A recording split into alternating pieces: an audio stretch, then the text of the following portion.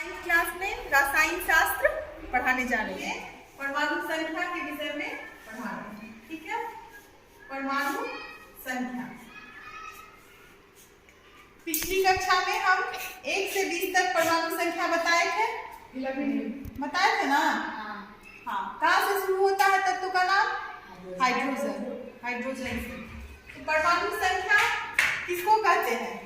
परमाणु के नाभिक में उपस्थित कुल प्रोटॉनों की संख्या है। परमाणु के नाभिक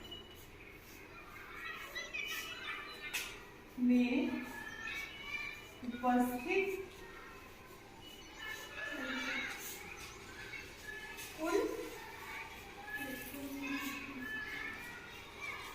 प्रोटॉनों की संख्या।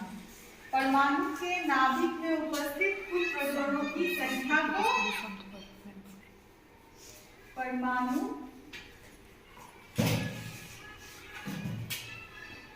संख्या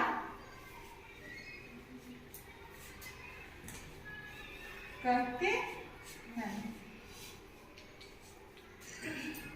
जैसे व्यक्ति की पहचान उसके उंगलियों की छाप से होती है ना, उसी तरह परमाणु के नाभिक में क्या उपस्थित होता है? प्रोटॉन। प्रोटॉन पे क्या चार्ज होता है? Plus charge. मान लो ये परमाणु है, ठीक है। ये क्या है? परमाणु। तो यहाँ पे जितने भी पॉजिटिव चार्ज हैं प्रोटॉन, इसमें कितने हैं? 1 2 3 4 5 6 7 8। तो कितने हो गए इसकी परमाणु संख्या? 8। कितना हुआ? 8। अब इसके बाहरी कक्षा में भी उतने ही इलेक्ट्रॉन, क्योंकि हमने पढ़ा था परमाणु क्या होता है? विद्युत उदासीन होता है ना। तो विद्युत उदासीन कब होगा? जब उसका पॉजिटिव चार्ज और निगेटिव चार्ज बराबर हो। बाहरी कक्षा में भी 8 इलेक्ट्रॉन घूमते रहते हैं। इसे जेड से सूचित करते हैं। हाइड्रोजन की परमाणु संख्या, हाइड्रोजन की परमाणु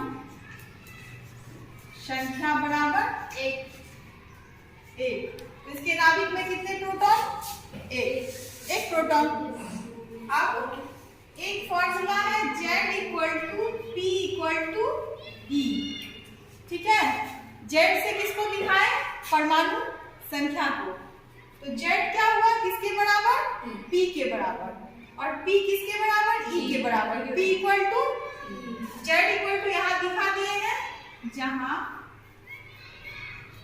Z बराबर परमाणु संख्या और P = प्रोटॉनों की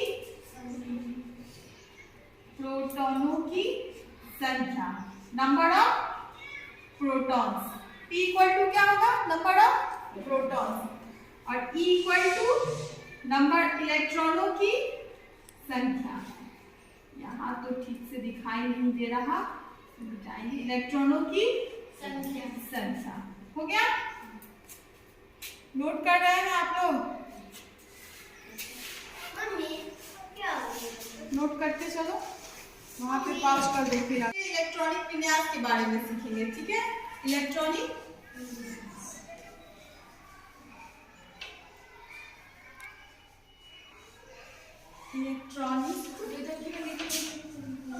विन्यास, इसे इंग्लिश में क्या कहते हैं? Electronic configuration.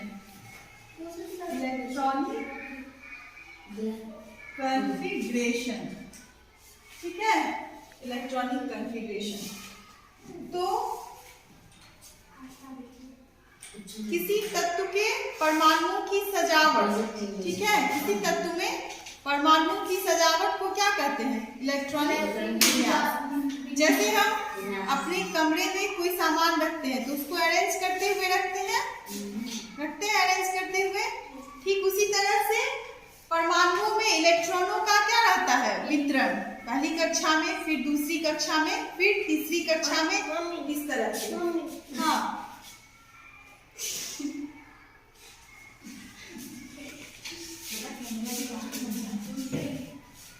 कक्षाओं में इलेक्ट्रॉनों की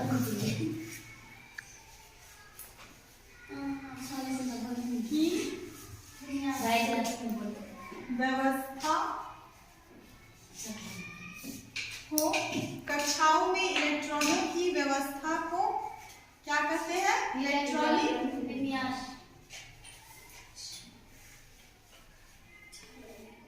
इलेक्ट्रॉनिक विन्यास कहते हैं। कक्षाओं में इलेक्ट्रॉनों की व्यवस्था को क्या कहते हैं? इलेक्ट्रॉनिक विन्यास कहते हैं। जैसे मान लो हमारा पहला तत्व कौन सा है? तत्व का नाम लिख रहे हैं यहाँ, और यहाँ इलेक्ट्रॉनिक विन्यास। इलेक्ट्रॉनिक विन्यास।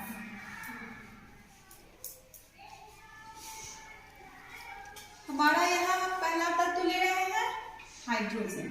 सबसे छोटा तत्व है ना, हाइड्रोजन। यहाँ पे नाम है, यहाँ तत्व है, तत्व का नाम, यहाँ पे इसका संकेत है, संकेत। तो हाइड्रोजन का संकेत क्या होता है? H। अब उसमें इलेक्ट्रॉन की व्यवस्था, उसमें सिर्फ एक ही कक्षा होगा क्योंकि उसका परमाणु संख्या क्या है? 1। नहीं, तो उसमें कितने इलेक्ट्रॉन? 1।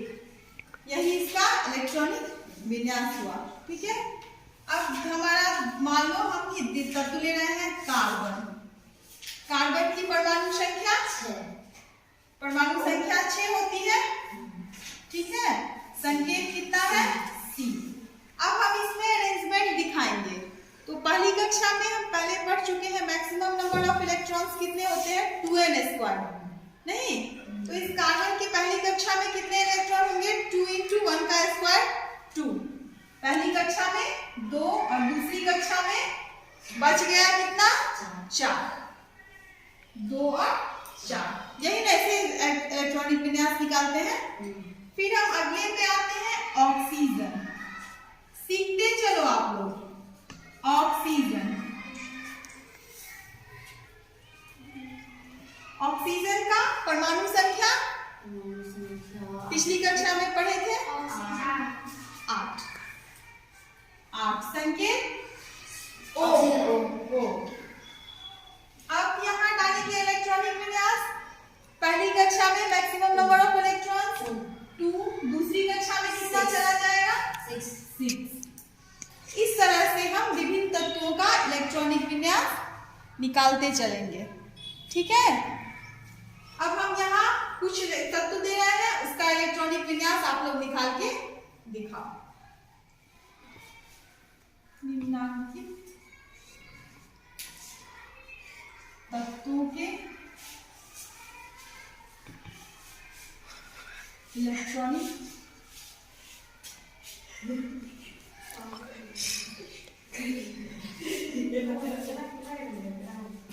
विन्यास निकालिए। नोट कीजिए कॉपी पे।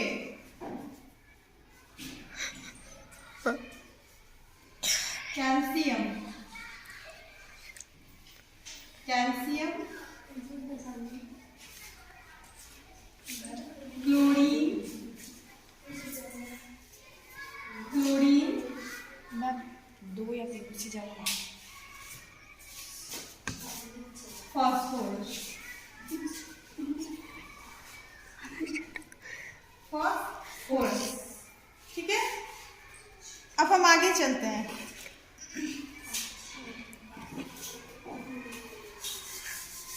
आगे नेक्स्ट अगली कक्षा में पढ़ाएंगे। ठीक है।